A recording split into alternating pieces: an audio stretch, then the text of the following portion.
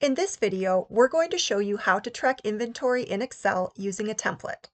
First, open the basic inventory tracking template and make a copy of it. Once your version opens, click the blank Basic Inventory Tracking tab so you can complete it. Enter item details, including item numbers, names, and descriptions. We're using inventory for a small coffee shop as an example.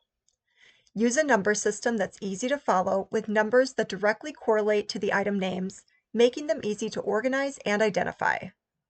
Enter each item's supplier, location in the warehouse or stockroom, and cost. Now enter each item's stock quantity.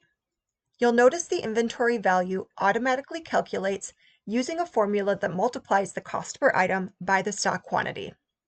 The total inventory value field in the upper right also auto-calculates. This field will update each time an inventory value is added or changed.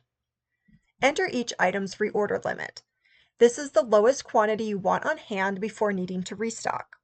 If the reorder limit is equal to or greater than the stock quantity, the row will change color, creating a visual cue that it's time to reorder. Use the drop-down in the Item Discontinued column to indicate whether an item is discontinued. When Yes is selected, the row will appear crossed out. Now enter each item's last reorder date. And there you have it! You now know how to track your inventory in Excel. Turn collected data into actionable insights instantly and take control of your inventory with Smartsheet.